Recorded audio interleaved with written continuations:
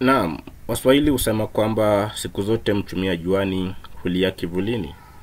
Je, wafahamu maana mbili za neno chuma? Kwa hivyo, wacha tukaweze kuanza kuchumia juani, ndiposa tukaweze kukulia kivulini. Na siku zote kumbuka kwamba msafiri ni yule aliye bandarini. Je, uko bandarini ama ndiko unaelekea bandarini? Maana siku zote Waswahili pia husema umoja ni nguvu na utengano ni udhaifu. Kwa hivyo tunapokuja kwa pamoja, hakika matarajio yetu yataafikiwa.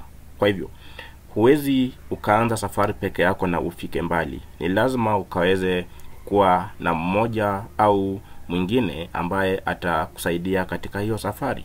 Na katika maisha siku zote kumbuka kuabudu na kumbuka kutia dua.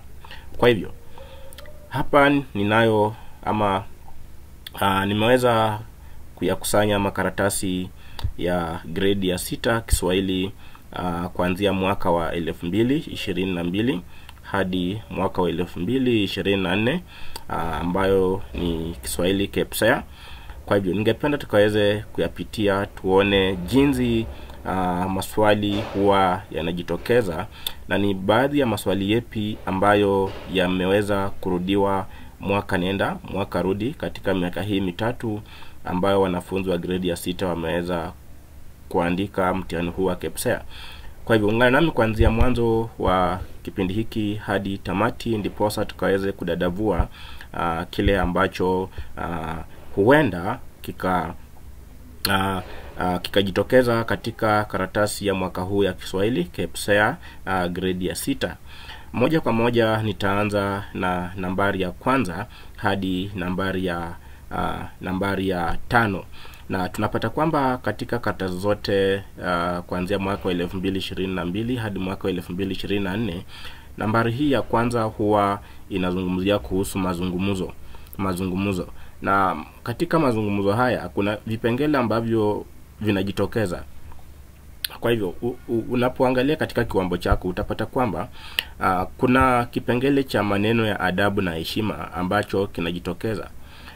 Kwa mfano utapata kwamba katika karatasi ya mwaka wa 2022 kuna sehemu ya salamu ambazo iliweza kujitokeza.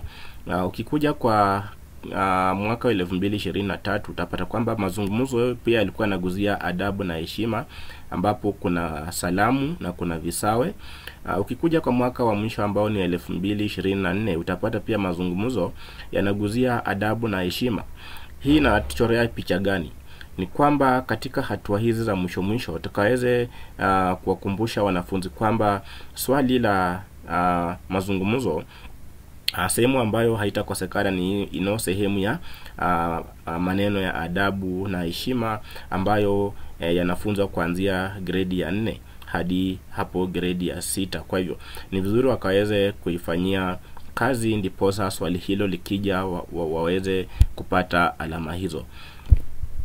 Tuende kwa swali la 6 hadi swali la 9 katika karatasi zote mbili.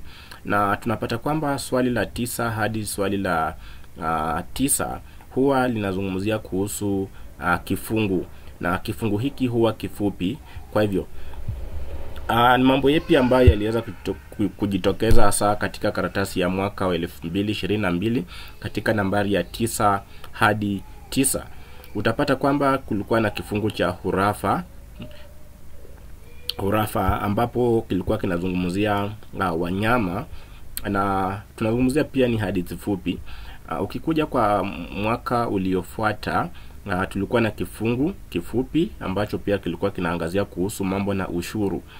Na tunapoangazia mwaka wa 2024 tulikuwa na hadithi fupi ambayo ilikuwa inaangazia kuhusu shuleni. Kwa hivyo hapa kuna msamiati wa ushuru na kuna msamiati wa shuleni. Kwa hivyo hizi ni sehemu ambazo pia tutafaa tukaweze kuziangazia kwa undani, maana kumbuka ni sehemu ambazo wanafunzi hawa wanafunzwa kuanzia pale grade ya 4 hadi grade ya 6. Kwa hivyo tuzingatie baadhi ya msamiati ya shuleni, hospitalini, tuone ni ipi ambayo huenda ikajitokeza katika sehemu hiyo.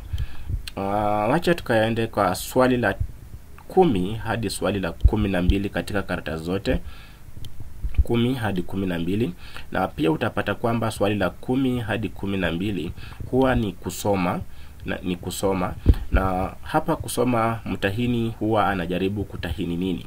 Anajaribu kutahini kusoma na kuelewa habari zilizomo kwenye kifungu. Kwa hivyo utapata katika mwaka wa kwanza 2022 wanafunzi hawa waliweza kufanya kifungu cha kusoma na kuelewa habari zilizomo kwenye kifungu. Mwaka uliofuatia wakafanya kifungu ambacho kilikuwa kinaangazia likizo. Kisha mwaka wa 2024 wakaangazia kuhusu hadithi za wanyama. Kwa hivyo utapata kwamba karatasi ya Kiswahili ya grade ya 6 sehemu kubwa ni sehemu ya kusoma. Kwa hivyo wapo mwanafunzi hana uelewa wa kusoma na kuelewa habari zilizomo kwenye kifungu, basi huenda maswali hayo yakampiga chenga. Tunapoenda kwa swali la 13 hadi 15, hapa tunaangazia nini hasa? Unapotazama katika kiwambo chako, unaona kwamba katika mwaka wa kwanza 2022 tulikuwa bado na kifungu cha kusoma na kuelewa habari zilizomo kwenye kifungu, na hapo walikuwa wanaangazia msamiati wa mapishi.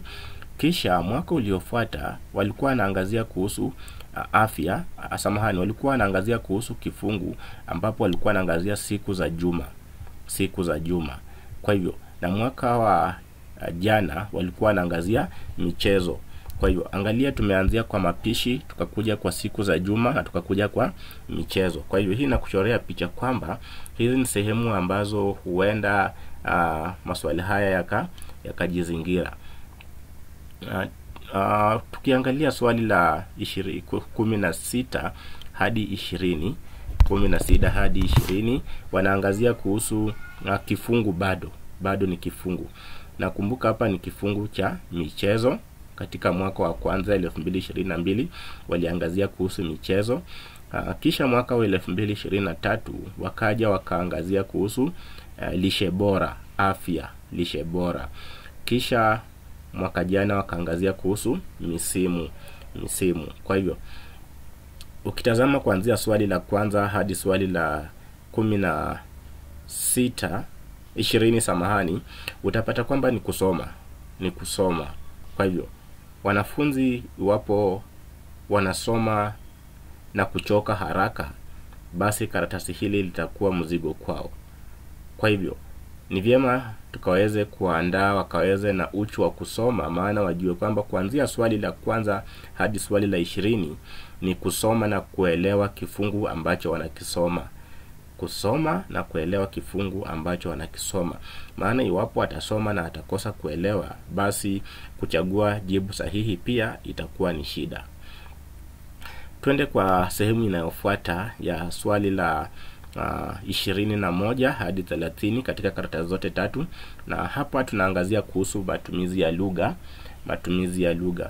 Na matumizi ya lugha utapata kwamba nitaweza kudondosha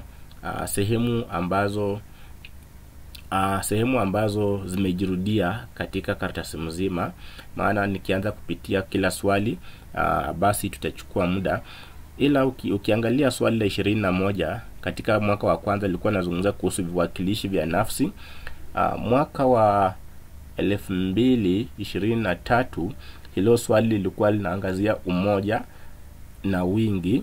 Kisha mwaka jana hilo swali lilikuwa linaangazia bado umoja na wingi.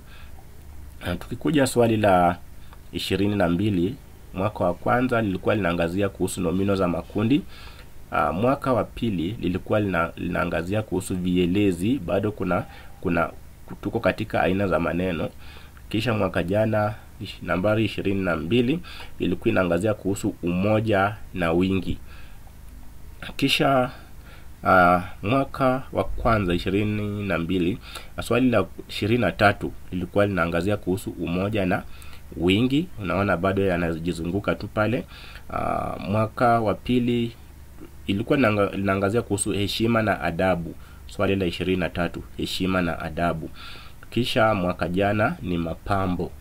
Kwa hivyo ukiendelea hivi utapata kwamba kuna baadhi ya sehemu ambazo zinajirudia. Ndiposa nimekuja na sehemu zinazojitokeza kwa karatasi zote tatu katika sehemu ya lugha. Sehemu ya kwanza ni mnyambuliko wa vitenzi ambayo imeweza kujitokeza katika karatasi zote tatu. Kwa hivyo tunapofanya marudio kwa hii hatua ya mwisho, tuangazie mnyambuliko wa vitenzi. Aina ya maneno tunaangazia kuhusu nomino, vivumishi, vielezi na viwakilishi.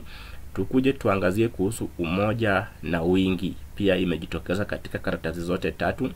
Tukuje tuangalie nahau, tashbihi. Hizo ni mbinu za lugha ambazo tumewafunza kuanzia grade ya 4 ambapo tuliwafunza vitandawili, tukikuja nahau, tashbihi, semi. Kwa hivyo tuangazie mbinu za lugha. Kisha sehemu ya 5 ambayo imejitokeza ni vinyume vya maneno. Hapo tunazungumzia nomino, vivumishi na vitenzi. Vinyume vya maneno, nomino, vivumishi na vitenzi. Kisha sehemu ya mwisho ambayo imejitokeza kwa karatasi zote tatu ni ukanushaji. Kwa hivyo nimeonelea nikaweze kupitia karatasi hizi tatu, tukaweze kudadavua sehemu ambazo huwa hazikosi katika karatasi ya Kiswahili ya KPSEA, na hizo ndizo sehemu hizo ambazo hazikosekani. Asanteni na Mungu akazidi kuwabariki.